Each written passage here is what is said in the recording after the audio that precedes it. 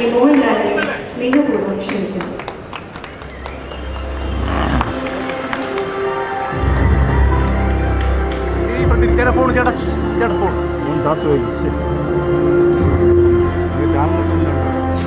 Phone hello ചാനലുകാരുടെ കാത്തു വെച്ചോളൂ. ചേട്ടാ ചേട്ടാ ചേട്ടാ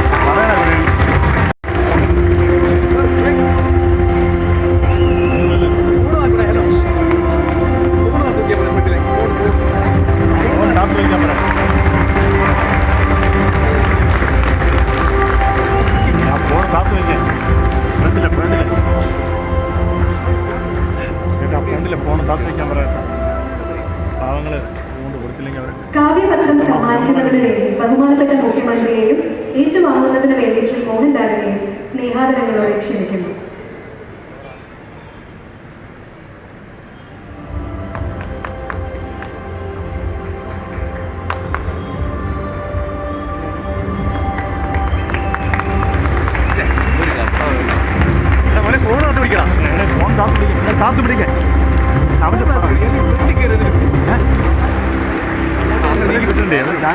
കാവ്യപത്രത്തിന്റെ രചന നിർവഹിച്ചിരിക്കുന്നത് മലയാളത്തിന്റെ പ്രിയ കവി ശ്രീ പ്രഭാകരനാണ്. ദാദാസാഹിബ് ഫാൽക്കെ അവാർഡ് ജേതാവായ അമിതാഭ് ബച്ചന്റെ പിതാവും പ്രശസ്ത കവിയുമായ ഹരിവംശറായ് ബച്ചനാണ് സരസ്വതി സമ്മാൻ ആദ്യമായി ലഭിക്കുന്നത്.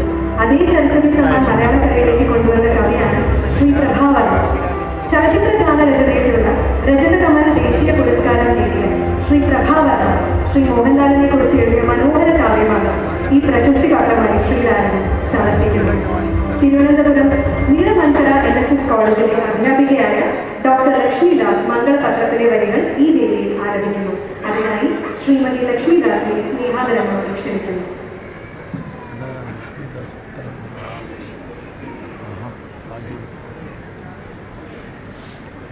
ഗംഭീരമായ വേദിക്കും സദസ്സിനും വിനീതമായ നമസ്കാരം.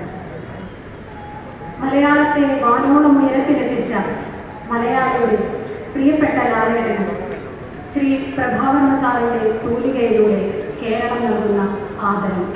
മോഹൻ. ലോകം നൂറുയുഗങ്ങളായി ഒരു കനൽ കൊത്തിങ്ങു പ്രാർത്ഥിക്കയാലാകും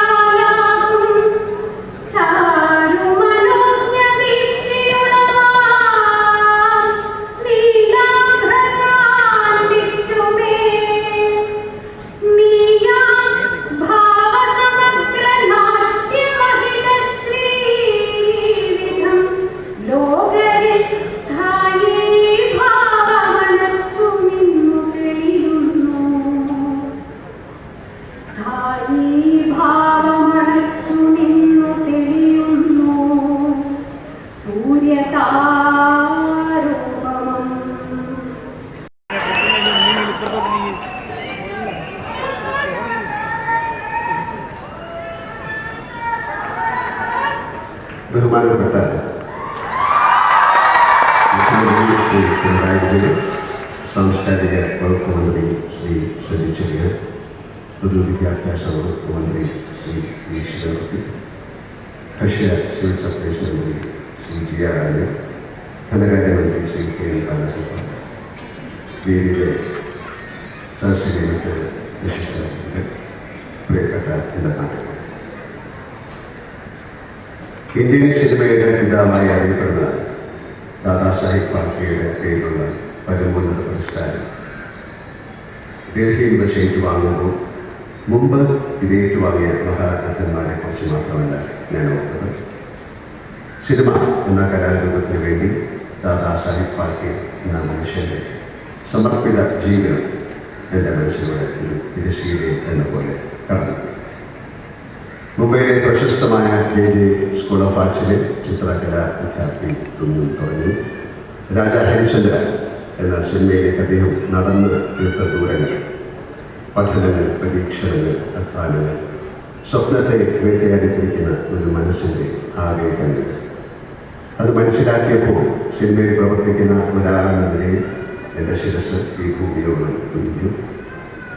എൻ്റെ കഴുത്ത് കഴിഞ്ഞ പതക്കത്തിൻ്റെ ഭാരം ഞാൻ ആദ്യം തിരിച്ചറിയുകയായിരുന്നു. ആ നിമിഷം ഞാനടക്കമുള്ള എല്ലാ ഇന്ത്യൻ അഭിനേതാക്കളും 120 വർഷങ്ങൾക്ക് മുമ്പ് സിനിമയ്ക്ക് വേണ്ടി ജീവിതം സമർപ്പിച്ച ഈ മനുഷ്യനോട് കടപ്പെട്ടിരിക്കുന്നു. രാജാ ഹരിചന്ദ്രനിൽ നിന്നും ഇന്ത്യൻ സിനിമ എത്രയോ മുന്നോട്ട് പോയി. അതിൻ്റെ ആകാശം ഒരുപാട് വിശാലമായി.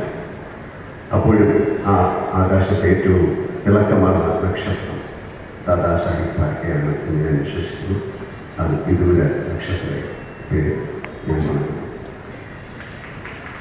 ദില്ലിയിൽ വെച്ച് അതിവിശിഷ്ടമായ ദാദാ സാഹിബ് ഫാൽക്കെ പുരസ്കാരം വാങ്ങിയ നിമിഷത്തെക്കാൾ ഏറിയ വൈകാരിക ഭാരത്തോടെയാണ് ഞാൻ നിങ്ങൾക്ക് നിലനിൽക്കുന്നത്.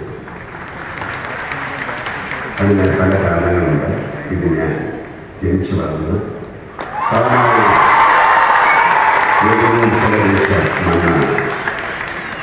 എൻ്റെ അമ്മയും അച്ഛനും എൻ്റെ ജ്യേഷ്ഠനും ജീവിച്ചവരാണ്. ജീവിതത്തിൻ്റെ സങ്കീർണതകളൊന്നും അറിയാതെ അവർക്കൊപ്പം ഞാൻ പാർത്ത നാടാണ്. ഇവിടുത്തെ കാറ്റും മരങ്ങളും വഴികളും പഴയ പല കെട്ടിടങ്ങളും എൻ്റെ ഓർമ്മകളുടെയും ആത്മാവിൻ്റെയും ഭാഗമാണ്. എനിക്ക് ഈ സ്വീകരണം നൽകുന്നത് എന്നെ കാണുന്ന ഞാനാക്കി മറ്റേ കേരളവും മലയാളികളും അവർ തിരഞ്ഞെടുത്ത സർക്കാരുമാണ്. ഈ കാലങ്ങൾ കൊണ്ട് ഞാൻ അനുഭവിക്കുന്ന വൈകാരിക ഭാരത്തെ മറച്ചു പിടിക്കാൻ കാലങ്ങളായി ഞാൻ ആർജിച്ച അഭിനയശേഷിക്ക് സാധിക്കും. 48 വർഷങ്ങളുടെ ദീർഘമായ നടപ്പാതയിലേക്ക് നോക്കുകയായിരുന്നു. സിനിമ എന്ന സങ്കീർണ കലാരൂപത്തെക്കുറിച്ച് യാതൊന്നും അറിയാം. ഈ നഗരത്തിൻ്റെ വഴിയോരങ്ങളിൽ വെച്ച് ഞങ്ങൾ കുറച്ച് സുഹൃത്തുക്കളൊരു സിനിമയെടുക്കാൻ ധൈര്യപ്പെട്ടു നോക്കുമ്പോൾ ഇപ്പോൾ എനിക്ക് ഭയം തോന്നുന്നു. അതിൻ്റെ ജോലികൾക്കായി ഈ നഗരത്തിൽ നിന്നും ട്രെയിൻ കയറി ഞങ്ങൾ മദ്രാസിലേക്ക് പോയി. മദ്രാസിയിലെ സിനിമ സ്റ്റുഡിയോകളിൽ ചുറ്റിത്തിരിഞ്ഞു. ബന്ധങ്ങൾ, രുചി, സ്വപ്നങ്ങൾ, ആസ്വാദനശീലങ്ങൾ, സാമ്പത്തിക അവസ്ഥ, സാംസ്കാരിക സമീപനങ്ങൾ, പ്രണയസംഘം, രാഷ്ട്രീയ ജീവിതശൈലി എല്ലാം എത്രയോ മാറി. നിലക്കടലെക്കുറിച്ച് കൊട്ടകയുടെ ഉഷ്ണത്തിൽ വെന്തിരുന്ന സിനിമകൾ കണ്ട നാം ഇപ്പോൾ മൾട്ടിപ്ലക്സിൻ്റെ തലത്തിൽ മലർന്ന് കിടന്നുകൊണ്ടുവരെ സിനിമ കാണും. സ്കൂൾ വഴിയിൽ തൊട്ടടുത്തിരിക്കുന്നവർ മാത്രമല്ല ഇന്ന് നമ്മുടെ കുട്ടികളുടെ സുഹൃത്തുക്കൾ. ആഗോള സൗഹൃദമാണ് അവർ ആഘോഷിക്കുന്നത്. എല്ലാ കലാരൂപങ്ങളും കാലത്തിനനുസരിച്ച് പുതിയതായി. സിനിമയുടെ ആഖ്യാനം അപ്പടി മാറി, സാങ്കേതികത മാറി. ഈ മാറ്റത്തിനെല്ലാം നന്ദിയിലൂടെയാണ് ഞാനിവിടെ യാത്ര നടത്തിയത്.